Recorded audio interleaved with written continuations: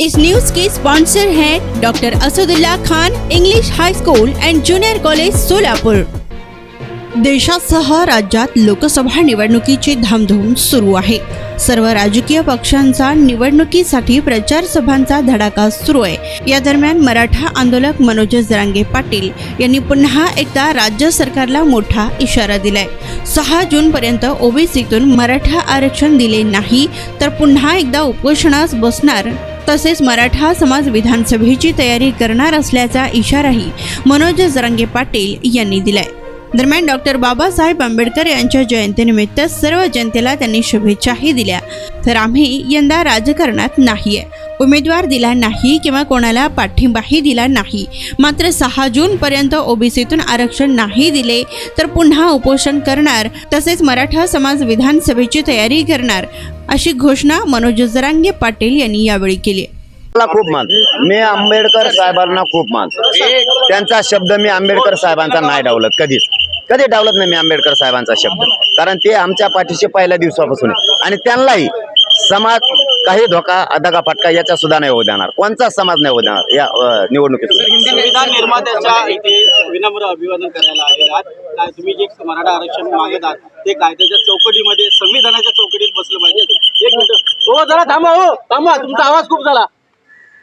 100% संविधानाच्या चौकटीत बसतंय आणि आम्ही त्यांना मानतो सुद्धा बसतंय, कारण मराठा आणि कुणबी एक आहे। तुम्हाला आता एक सेकंद म्हणजे 1 मिनिटाच्या आतच सांगतो, मंडल कमिशननं जे आरक्षण दिलं होतं ते आरक्षण कुठलाही अहवाल त्यांनी स्वतः बनवलेला नाही, इंग्रज काळातले अहवाल त्यांनी घेतलेला आहे, त्यांनी कोणाला मागाससिद्धही नाही केलेले। मराठ्यांची भारत देशावर अशी जाते की 200 वर्षापूर्वीचे पुरावे मराठ्यांचे शासकीय नोंदीचे सापडलेत की मराठा कुणबी आरक्षण आधी, म्हणून आमचंच आरक्षण संविधानाच्या कसोटीवर टिकणार आहे आणि ते काहीच होत नाही। हिंदू कोड बिलमध्ये सुद्धा सगळे सोयरे शब्द आहे, गणगोतानुसार ज्यांच्या सोयरिके जुळत्यात ते सगळे सोयरे ज्याच्या नोंदी मिळाल्यात त्या आधारावर त्याला कुणबी प्रमाणपत्राचा लाभ द्यायचा आहे। हे सगळं संविधानाच्या चौकटीत टिकतं आणि सरकारची जबाबदारी टिकवणं, आमची नाही। सरकार आम्ही नाही येत, तुम्ही त्याच्यावर अभ्यास केला, 4 जजेस तुम्ही त्याच्यावरती बसवले होते, IAS दर्जाचे अधिकारी होते, तुम्ही घटनेचे अभ्यासक होते, कायद्याचे पण अभ्यासक होते, आरक्षणाचे अभ्यासक होते, मागासवर्ग आयोगाचे त्याच्यात अभ्यासक होते,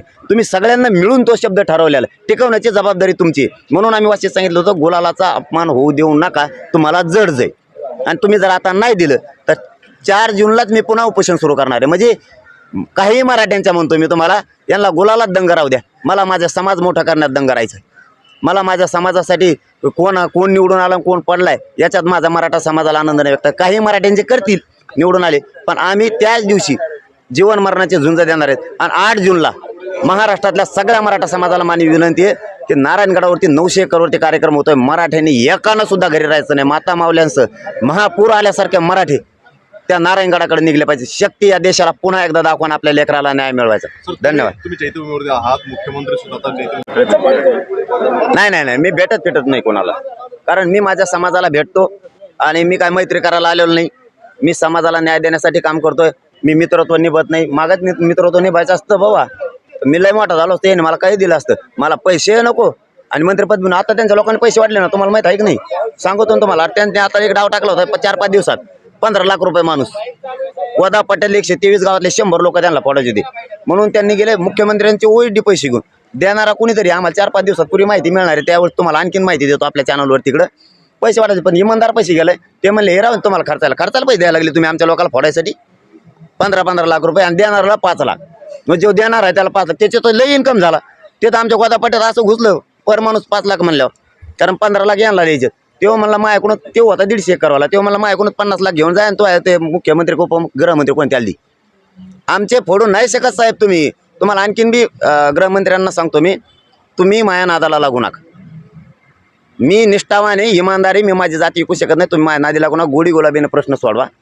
तुम्ही माया नादाला लागून तुम्ही मला आंदोलनात हलक्यात घेतलं होतं, तुम्ही मला इथून पुढे राजकारणात हलक्यात घेऊ नका, मला तिकडे जायचं नाही राजकारणात, मला बरंच राजकारणात पडायचा प्रयत्न जर गेला तुमचा कायमचा कार्यक्रम लागेल आणि लावल्याशिवाय बी आम्ही शांत नाही बसतो, कारण दलित बांधव, मराठा बांधव, मुस्लिम बांधव, लिंगायत बांधव, 12 बोलीदार सगळे आम्ही एकत्र येणार आहे।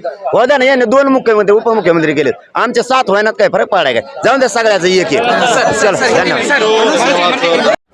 Welcome to doctor Asadullah Khan English medium school and junior college, जहां हम बनाते हैं मजबूत बुनियादें और संवारते हैं बच्चों का मुस्तकबिल। 10 एकड़ के विशाल कैंपस के साथ ये स्कूल सोलापुर के सबसे बड़े स्कूलों में से एक है। यहाँ natural football ground, volleyball court, basketball courts और बच्चों के लिए एक चिल्ड्रंस प्ले पार्क है। क्वालिफाइड टीचर्स के साथ साथ डिजिटल क्लासरूम्स भी है। बच्चों के ऑलराउंड डेवलपमेंट के लिए इंडोर स्पोर्ट्स अरेना, जिसमें टेबल टेनिस, चेस और कैरम बोर्ड जैसे गेम्स है।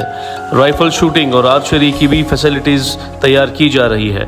आत्मविश्वास बढ़ाने और आत्मरक्षा सीखने के लिए लड़कियों और सभी स्टूडेंट्स के लिए टेक्वांडो एंड कराटे सेशंस रखे जाते हैं। साल भर 100 से ज़्यादा मज़ेदार एक्टिविटीज़ करवाई जाती है, जिनमें कम्युनिटी हेल्पर्स डे, अजान और कीरत कंपटीशन, वेजिटेबल मार्केट डे, वुजू डे, सलाह day, maths quiz, annual sports day और फूड फेस्टिवल जैसे कार्यक्रम शामिल हैं। बस फैसिलिटीज शहर के हर कोने से अवेलेबल है।